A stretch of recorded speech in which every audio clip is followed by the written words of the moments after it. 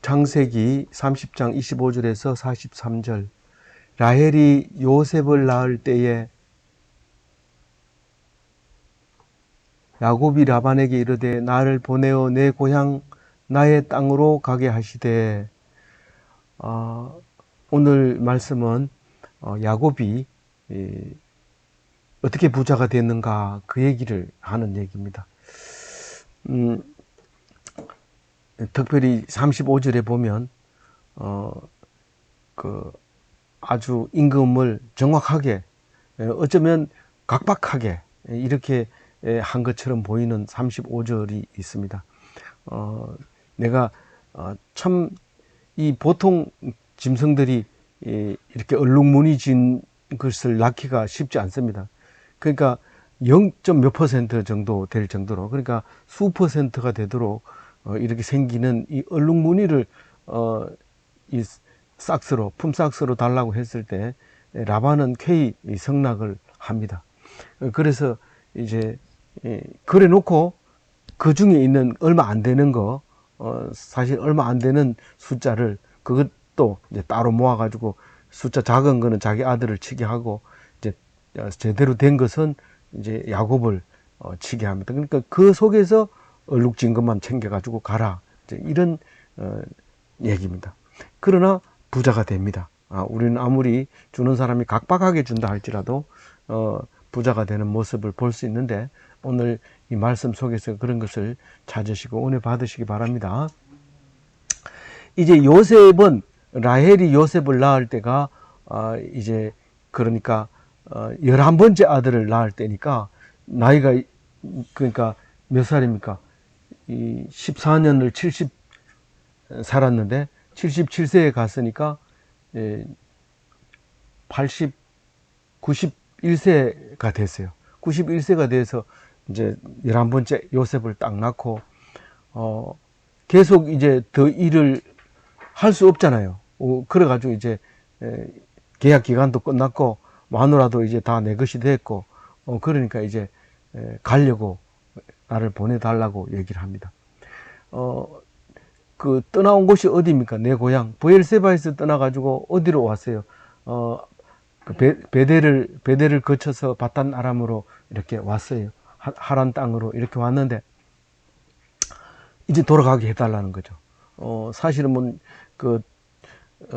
에스 때문에 도망 왔는데, 지금 이 정도면 식구도 많고 한번 형한테 가서 사과할 만 하겠다. 그래도 살만 하겠다.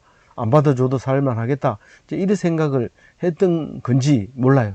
근데 지금 현재 상태는 돈이 거의 없는 거죠. 지금까지 이 싹은 뭐 돈을 못 받았으니까, 마누라 얻는 데만 사용했으니까. 그런데 벌써 자식이 굉장히 많이 낳았을 뿐만 아니라 나이도 꽤 많이 들었죠. 벌써 로벤 같은 경우에는 상당히 많죠. 그래서 합한채도 이제 캐올 줄 알고 뭐 이 정도로 이제 나이가 많았는데,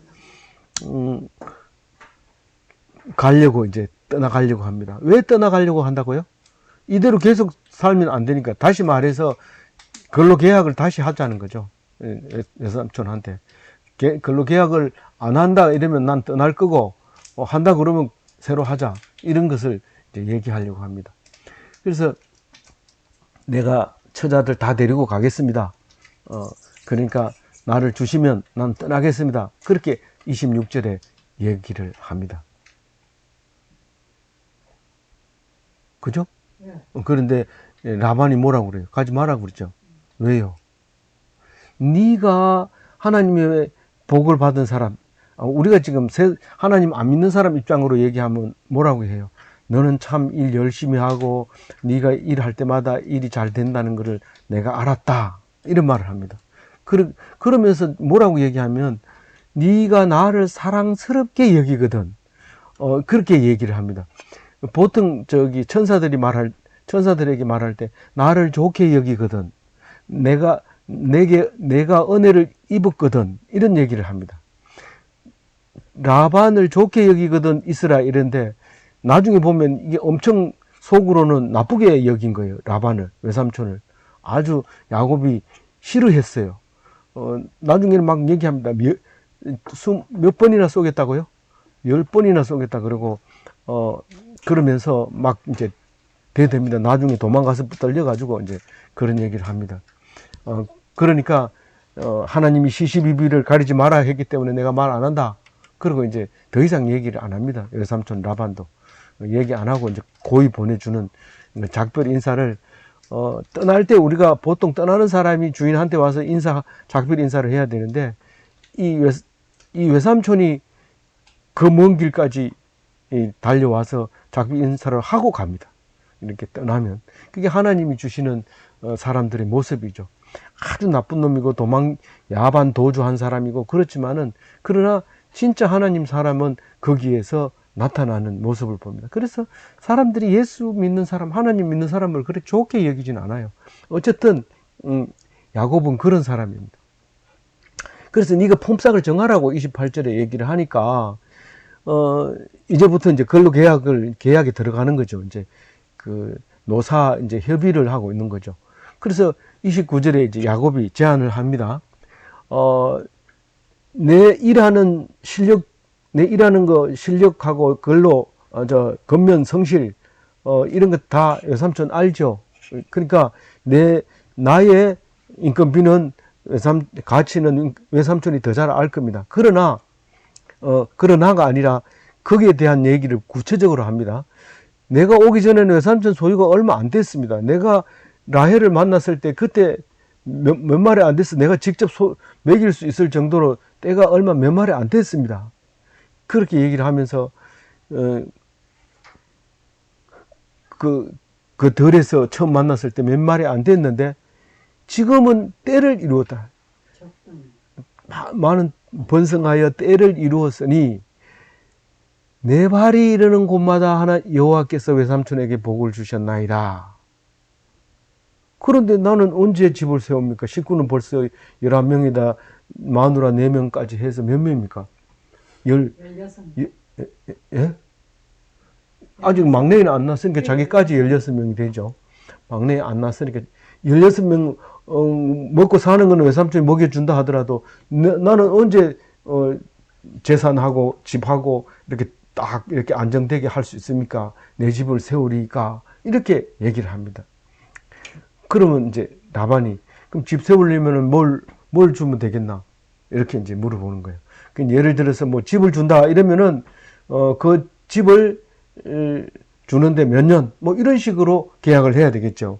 근데 여기는 이제 주로 이제 천막을 치고 사니까 이동식 천막을 치고 사니까 뭐 집이 그렇게 중요하지 않단 말이에요. 지금처럼 뭐 가치가 있는 게 아니고 부동산으로 가치 있는 게 아니고 뭐 쓰다가 떨어지면 버려야 되는 거 이런 거는 소모품이니까 그런 거는 인건비로 받기가 곤란하고 자기는 벌써 오래전부터 생각해 놓은 게 있습니다.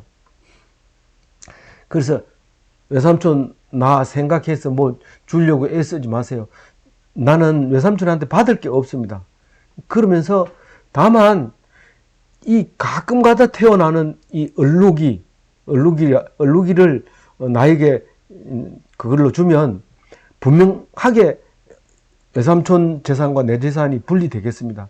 근데 여태까지 해봐도 이건 내가 길러가지고 해보면 전부 외삼촌 가고 이러는데 내가 도저히 방법이 없고 그나마 이 얼룩이를 내가 가져가면 외삼촌 말 안 할 것 같아요. 그러니까 그렇게 하는 게 어떻겠습니까? 이렇게 물어봅니다.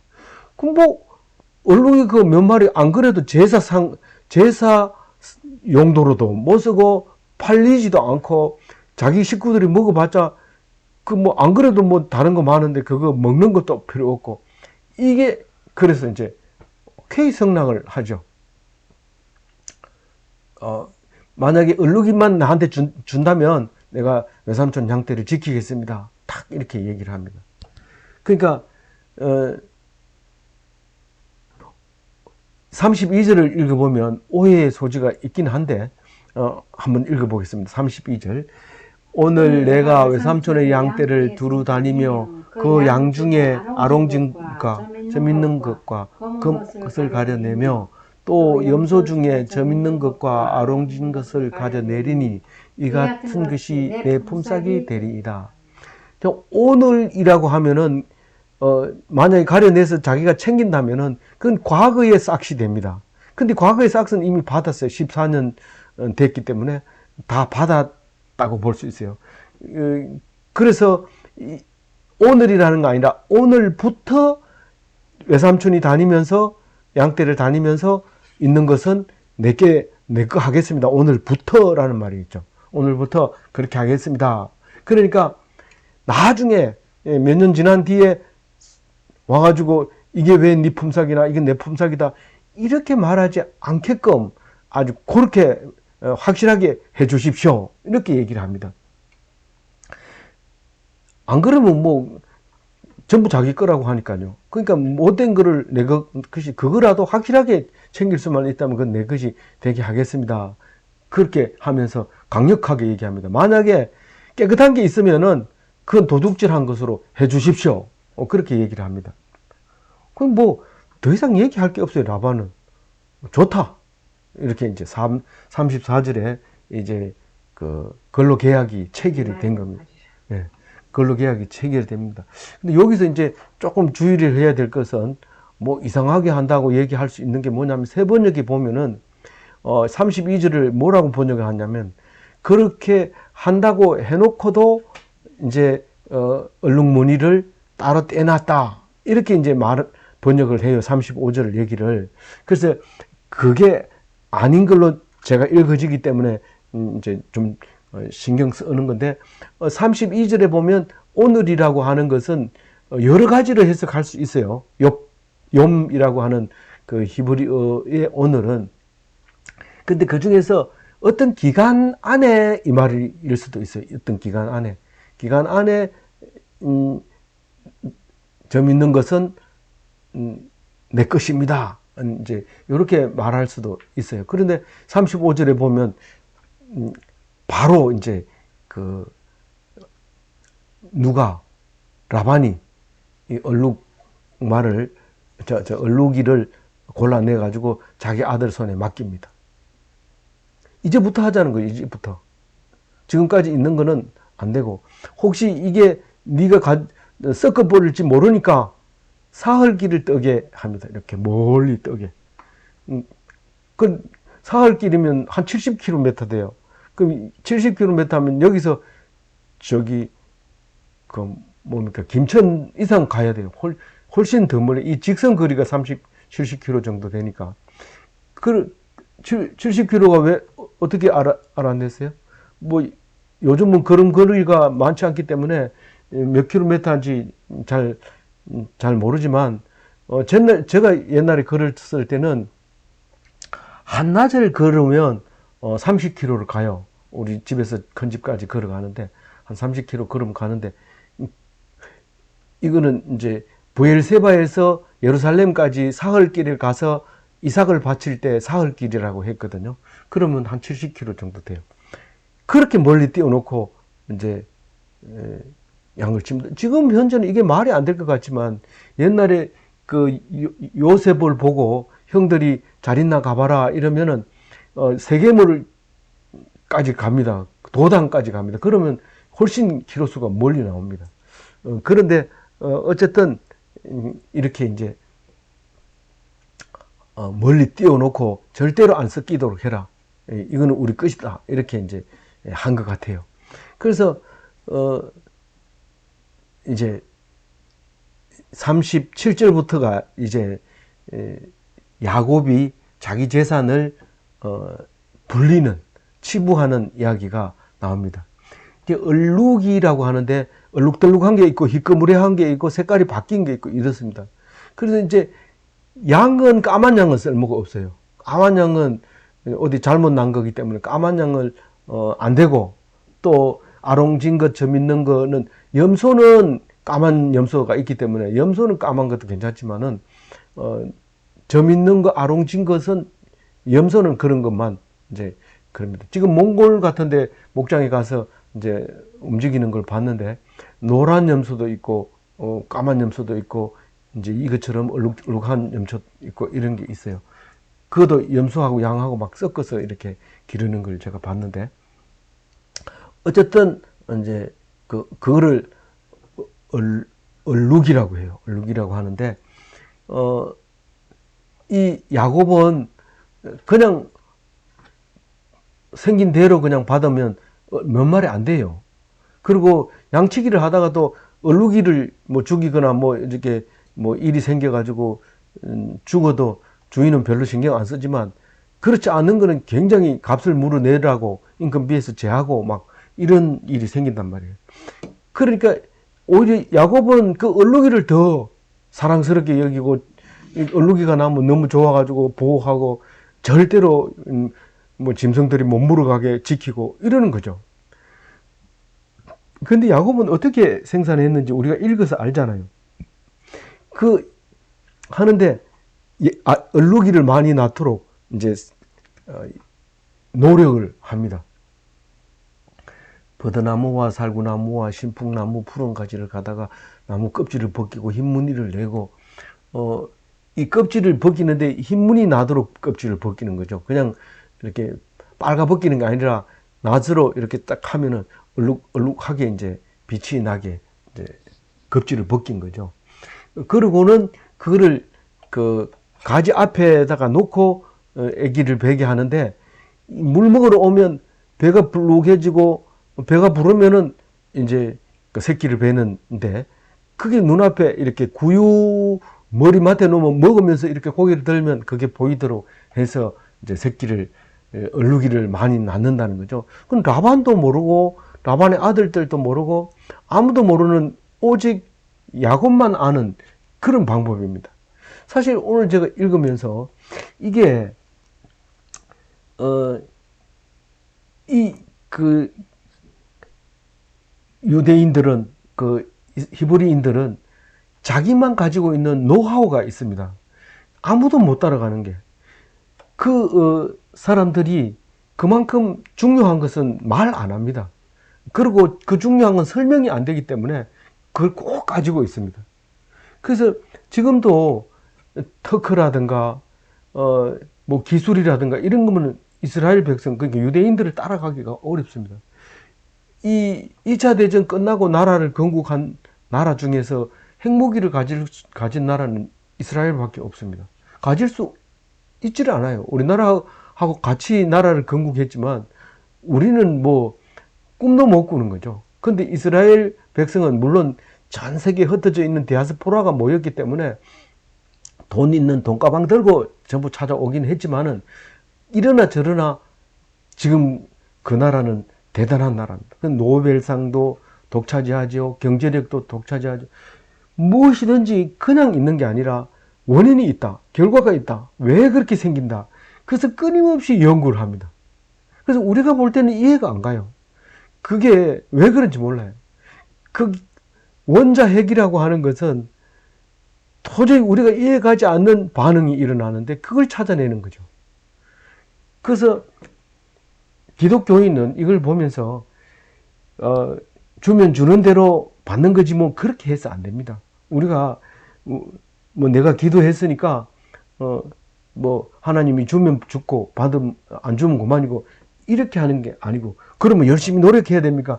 노력해야 되는 게 아니라 쉬지 말고 기도해야 되는 거예요. 기도 한 번 하고 치우는 게 아니고 쉼 없이 기도하면은 하나님은 희한하게 그것을 보여줍니다. 이 얼룩이가 생길 때를 양을 치고 오면 거기서 양을 그냥 덜에 풀어놓고 고스톱치다 오면은 쌍피가 보이고 그런 거죠. 밤에 자면서. 근데 야곱은 새끼 낳는 모습을 보면서 왜 이런 게 생겼을까? 연구를 해보니까 신풍나무 밑에서 여기 그 새끼 배던 그놈이 얼룩이를 낳았더라는 거죠. 그러니까 뭔지 신풍나무인가? 미루나무인가? 감목숙능한 나무가? 확신은 안 서지만 세 개 다 해보자. 그렇게 하는 거죠. 그래서 그 앞에 놓고 이제 하는 거죠. 그러니까 정답은 없어요. 이거는 지금은 말하면 현미경 갖다 놓고 전자현미경 갖다 놓고 유전자 변형을 해가면서 여러 개 실험해서 얼룩이를 만들어낸다는 그런 게 아니라, 하나님께 끊임없이 기도하면서 자다가 일어나면 아, 신풍나무 그때 있었지. 신풍나무 같다. 그렇게 연구를 하는 모습을 이렇게 볼 수 있습니다.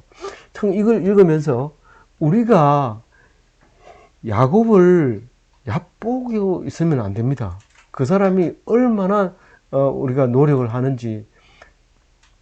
사실 제가 일본 사람만 봐도 뭐 이게 자존심이 세워집니다. 왜냐하면 우리는요, 제가 엘리베이터 회사에 초창기 엘리베이터, 그때 엘리베이터가 많이 없었을 때인데 엘리베이터 회사가 동양과 그 다음에 미쓰비시하고 세 회사가 있었는데 신형 이렇게 세 회사가 있었는데 제일 처음에 3대 엘리베이터에 있었는데 그때 도시바가 엘리베이터를 만들었어요. 일본 도시바. 근데 도시바에서 그 오래된 도면은 우리에게 아주 싼 값으로 넘겨줍니다.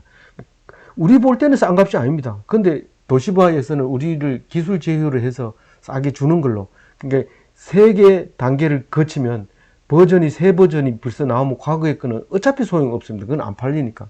그걸 우리에게 도면만 주고 돈을 비싸게 받아갑니다. 근데 그 도면을 가지고 와서 한글로 번역해가지고 그대로 만드는 게 우리 작업이었어요. 개발실에서 하는 게.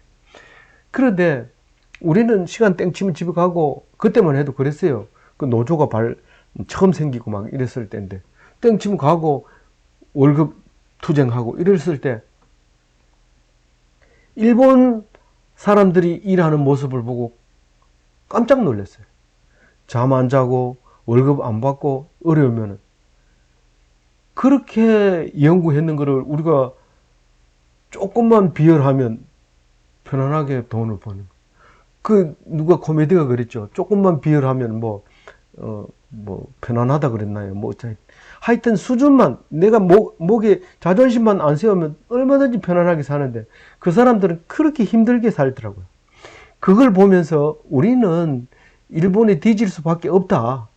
그렇게 불철주야로 일하는데, 그러면서 우리가 유대인들의 삶을 딱 들여다보면 우리나라는 팔방미인을 좋아하죠. 한 가지 잘한다 이러면 다른 것도 물어봅니다. 가이드가 이 안내를 잘하면은 저 사람은 뭐 먹고 살아요? 이거부터 물어보죠. 그러면 가이드가 제일 대답하기 어려운 게 뭐 먹고 사는지 모르는 거죠. 뭐 해먹고 뭘로 돈을 벌어먹고 사는지. 그 지역에 대한 과거의 유적이라든가 이런 건 설명이 되는데 느닷없이 그런 거 물으면 당황하게 되고 이러는데 그 사람이 아는 것이 딱 정해져 있는데 우리는 뭘 좀 알면 다 물어보려고 하는 게 있어요. 제가 말하고 싶은 것은 팔방미인은 없다는 거예요. 한 가지만 집중해요. 이 사람은 얼룩이 전공이에요. 얼룩이 전공. 이 야곱은 왜냐하면 몇 마리 안 나오는 그 얼룩이를 양산하는 기술은 그 사람밖에 안 가지고 있어요. 그냥 놔두면 돌연변이로 일어나는 몇 가지만 그렇게 되는데 이 사람은 그거를 집중적으로 연구해서 양산을 하게 됩니다. 거기 보면 38절에 보면 양떼가 와서 먹는 개천의 물을 구유에 세워 양떼를 향하게 하며 그 떼가 물을 마시러 올 때에 새끼를 베니 가지 앞에서 새끼를 뱀으로 얼룩한 것과 점 있고 아롱진 것을 낳은지라. 그래서 이런 것은 성경은 영감을 주거든요. 그래서 이거 연구하는 사람들이 신풍나무가 뭔지, 버드나무가 뭔지, 살구나무가 뭔지 연구하는데 이 영어 이름이고 한글 이름이고 이름조차도 지금 헷갈려가지고 이게 이거라 그러고 미루나무, 감복숭아, 프라타너스 이렇게 막 헷갈려요. 세 개가 다 신풍나무 신풍나무하고 버드나무하고 구분이 안 돼요. 그래서 그 두 개가 신풍나무는 프라타너스가 확실한데 그 두 개가 구분이 잘 안 돼요. 그 히브리어로는 분명히 구분이 되는데 그게 영어나 한글로 구분이 안 된다는 뜻은 우리나라에서 볼 수 없는 나무라는 거죠. 그게.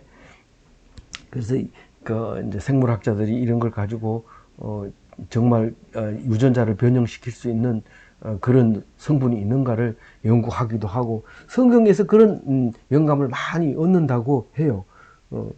그래서 이스라엘 사람들은 특이한 것을 찾아내는데 대가로 알려져 있죠.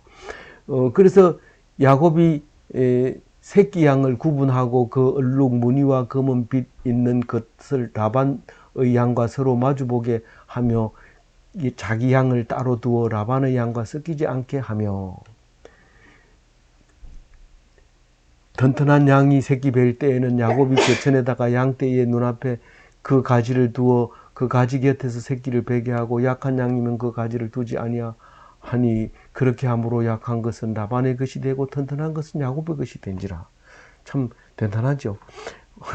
튼튼한 거, 얼룩진 거, 뭐 비실비실한 거는 아예 라반한테 제끼버리고 그거는 새끼를 뭐 낳든지 말든지 놔둬버리고 튼튼한 거를 계속 새끼 낳게 해서 얼룩이를 이제 생산하는 거죠. 그래서 부자가 됐다고 43절에 얘기해요. 얼룩이를 팔아가지고 다른 양떼를 사고 노비를 사고 낙타를 사고 나귀를 사고 이래서 이제 부유하게 따로 챙깁니다. 그리고 내일 읽으면 이제 돌아오는 이야기를 합니다. 우리는 노는 거 즐기지 마세요. 노는 거 즐기면 유혹이 오고 유혹이 오면 범죄하고 범죄 길로 들어서면 하나님이 도와주지 않습니다. 쉴 새 없이 야곱처럼 앉아서 생각하고 연구하고 그래서 하나님 주신 축복을 다 가져야 됩니다. 지금 비록 내가 지금 가진 것은 없지만 지금부터 하면 됩니다. 지금부터. 65세인데요. 65세라도 하면 됩니다. 이제부터 하면 지금 야곱은 91세인데 91세부터 시작했는데 65세는 충분하죠. 그래서 일부러 이 성경은 더 나이를 많게 이렇게 기록했는 것 같아요. 너희들 힘내라. 91세가 돼도 그런데 너는 아직 멀었지 않니? 그런데 120살까지는 좀 살기 어려울 것 같아요. 그러나 하여튼 성경은 그렇게 제하게 메시지를 보내고 격려하고 계시는 걸 볼 때 힘을 얻습니다. 용기를 얻습니다. 많은 사람이 정년퇴직 부근에 돌아가시고 정년퇴직을 전후로 해서 돌아가시는 분이 있어서 안타까웠는데 다행히 저는 65세에 강건하게 서 있고 다만 비타민만 먹고 있습니다. 다른 약은 안 먹고 그래서 하나님이 주신 축복을 감사하면서 여러분도 큰 은혜로 기쁨으로 살아가는 91세가 되시기 바랍니다.